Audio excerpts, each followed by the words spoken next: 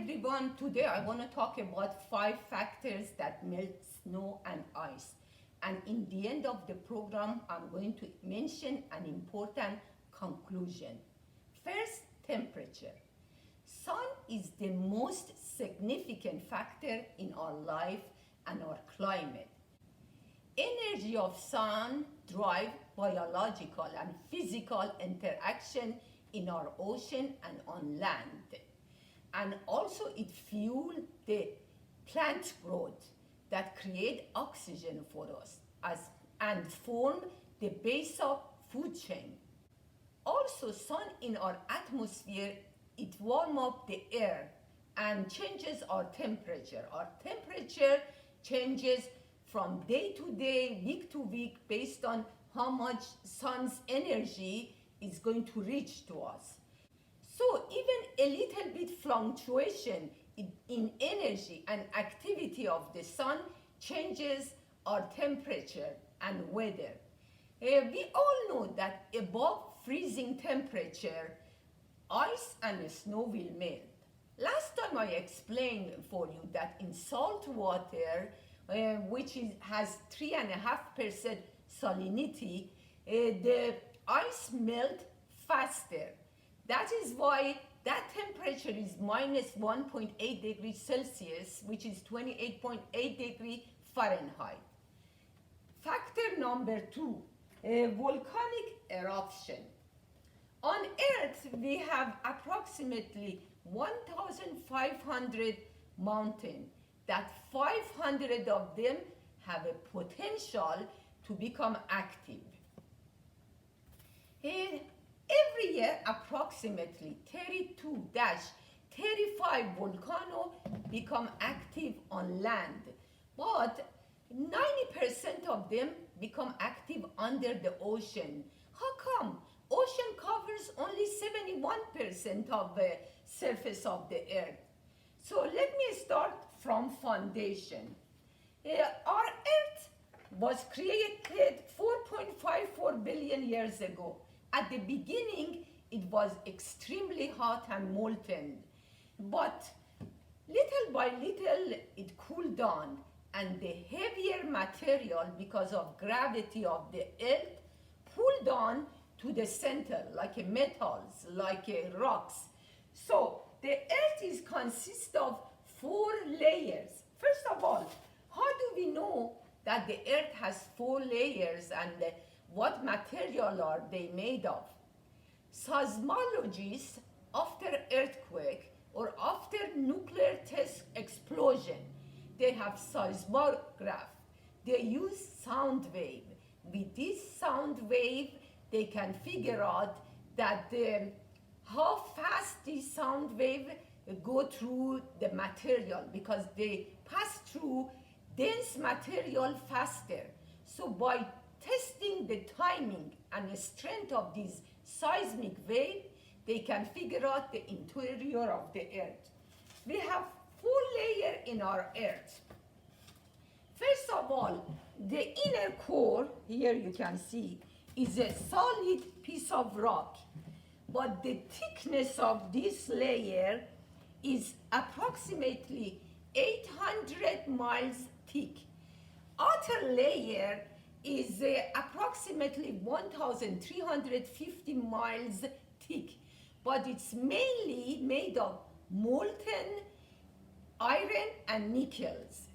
Then the third layer, that here is mantle, approximately 1,750 miles thick, and made of rock and water. There is more water in the mantle of earth than on surface of the earth, but they are not liquid water. They are actually locked up as a crystal in mineral, like our moon. But when we have a volcanic eruption, with the pressure, they release all the water, and 70 to 95% of these are magma come out, become lava. Lava is water or water vapor, and of course other gases too. Okay, so we'll We'll go to the last layer, which is crust. Crust is from 4 miles to 25 miles. On Earth, it is thicker, it's 25 miles. But under ocean, they are 4 to 5 miles. That is the reason this magma through the thinner layer of ocean can release much easier. Okay, how do we know that we have volcanic eruption under the ocean? Imagine we have seen or discovered less than 5% of our ocean, or 80% of our ocean remain unmapped. And our ocean are extremely thick. The latest figures on thickness of our ocean or depth of our ocean is in North Pole, the ocean are 2.5 mile deep. In South Pole, 4.6 mile deep. The ocean in the Indian Ocean, 5 miles deep. In the Atlantic Ocean, 5.2 miles deep. And in Pacific Ocean, 6.8 miles deep. So it is very difficult. Imagine this would be lava. How could we can see it in such a situation? I figured it out that in North Pole, we know it's an ocean, we should have approximately 12 active volcanoes every year. In South Pole, we should have 3 to 4. I showed you this last time. These are land without 3 miles of thick ice sheet over there in South Pole. So the land area, 3 to 4 active volcano should happen in this area.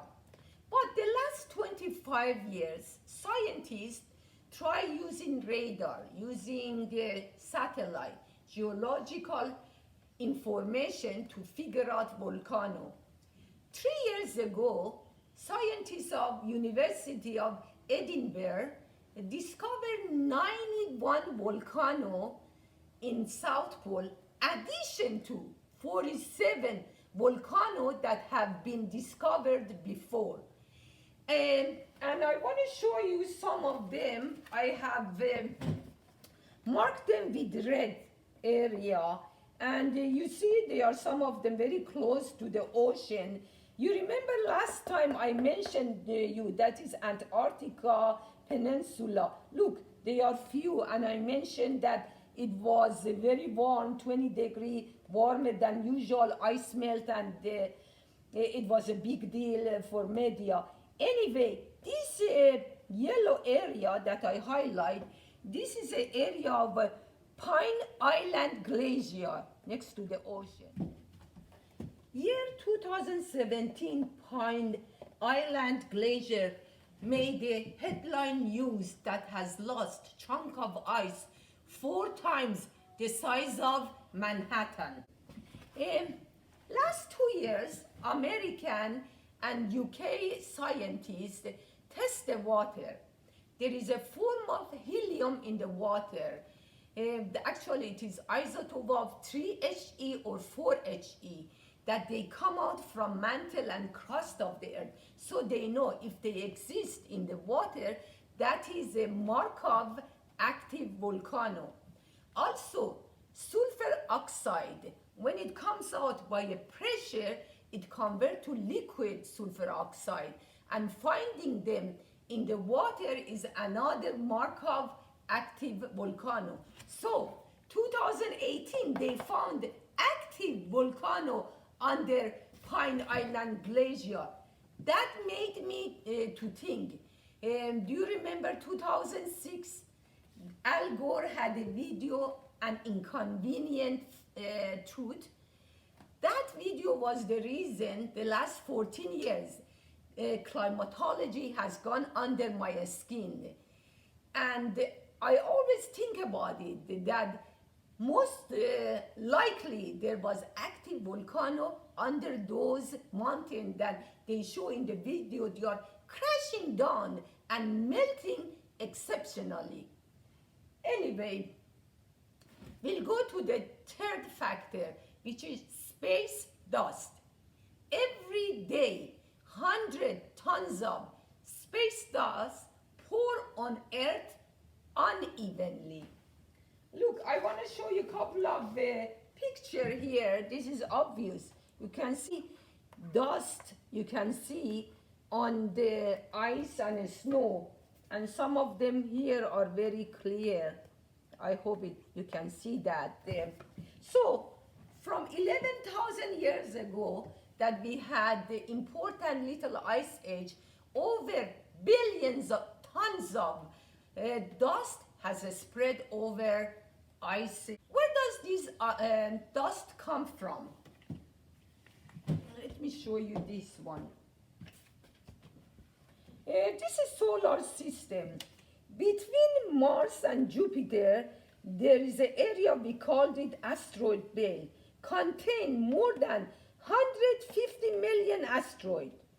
This is here Neptune. After Neptune, between Neptune and Oort cloud, this area, actually you might see Pluto is inside Kuiper belt. We have over trillions of comets and meteorites. All of them are orbiting sun elliptically counterclockwise. But sometimes they move out of their room or their space. There are many reasons. It could be a strong sun radiation.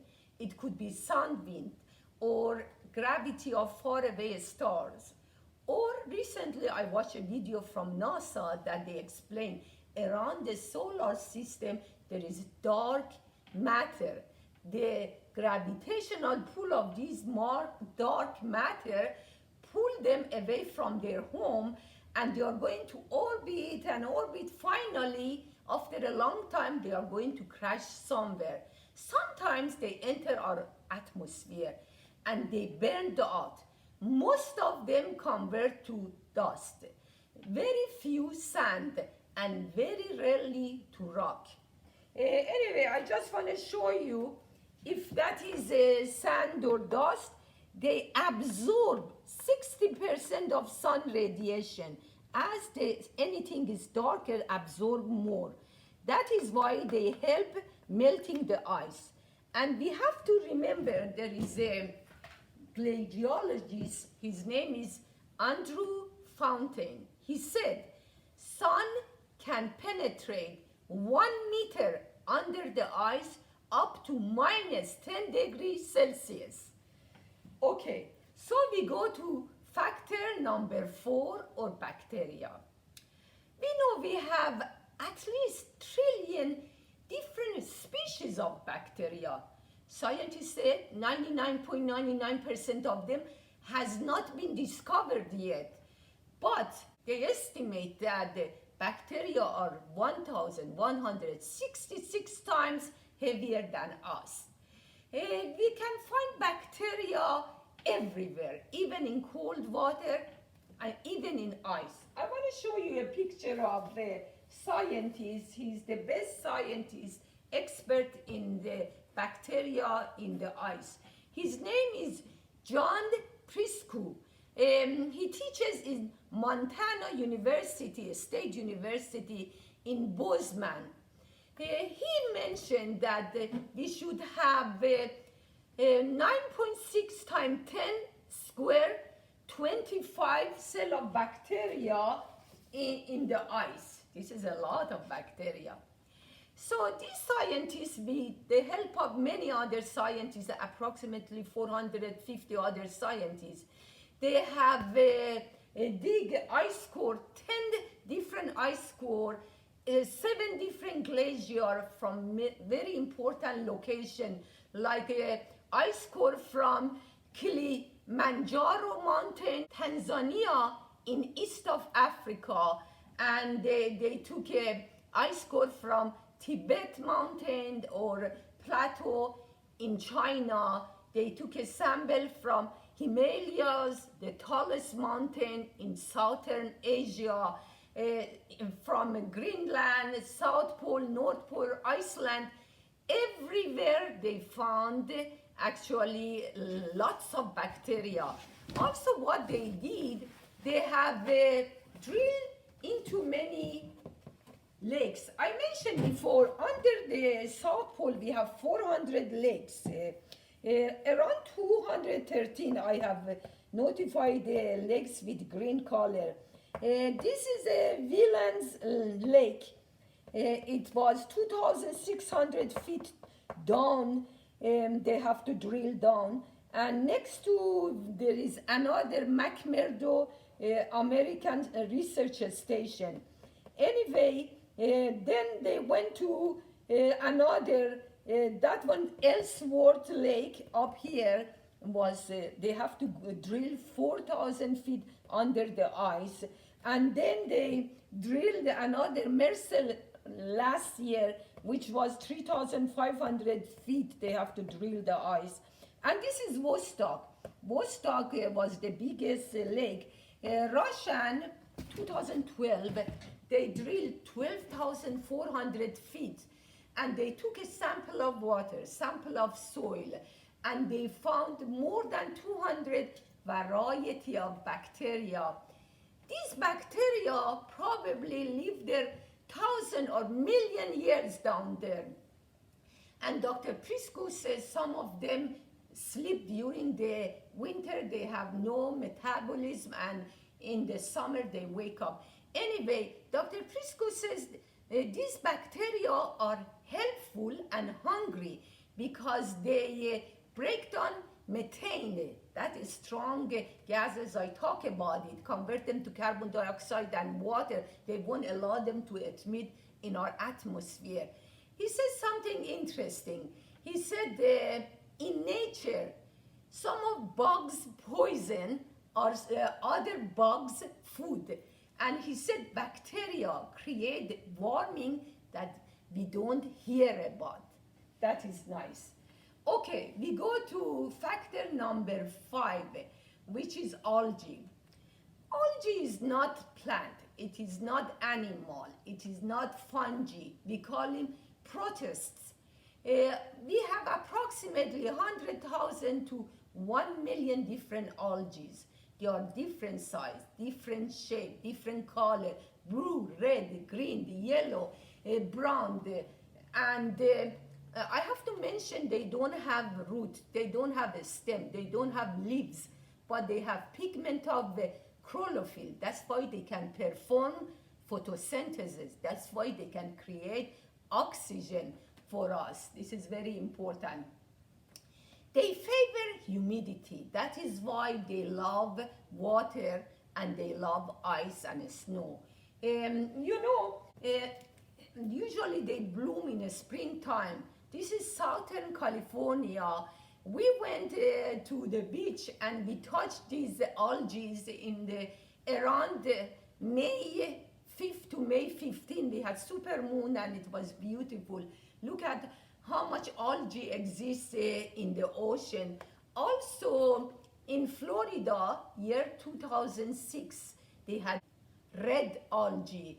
Red algae covered 90 miles long, 60 miles wide, from southwest of Florida all to the way to Gulf of Mexico. In ice also we can find variety of algae, and scientists have done a lot of research. They have gone to Himalaya, 5,350 meter down glacier over there, found in the year 1994, found 7 different type of algae. Also they went to Nepal and they found the algae there. They had been on Alpine mountain. Anyway, I want to show you something. This is a picture of Ukraine research station in South Pole. Look at all of these algae. Actually, these algae are green algae. They reflect red color, so they look like a red algae. In Science Channel, there is a program called What on Earth? There is a satellite or manned or unmanned aircraft that orbit the Earth and take videos, pictures, then they study these video and pictures. Sometimes these pictures are breathtaking, sometimes they are bizarre. If these images doesn't make any sense, they send the expert over there and they study those locations. A few years ago in polar region, they saw a red area. It looked like a blob, like they had killed 50 cows or 50 human down there. So they send the expert, they study, and they realize these are red algae. Okay, the moon gravity every day create 2 high tidal and 2 low tidal on Earth. We know that the water in our oceans, they have lots of bacteria and algae. And with high tidal, they roll over sea ice, glacier, ice shells, on. And because they absorb more energy of the sun, they melt them. Okay, now we get to a conclusion. We know because of all these factors, some of the ices from year 1979 are melting in North Pole, Greenland, and the west side of South Pole. In my opinion, NASA's best glaciologist, his name is Dr. J. Zibali. Dr. Zibali has published more than 300 papers. He said from year 1979, every year approximately 50-200 billion tons of ice has added to South Pole and east side of South Pole. So he put his hammer down, year 2015, year 2018. He said polar sheets are gaining ice, not losing ice. So if you like the video, please check like, and thank you so much for listening, and have a nice week. Bye.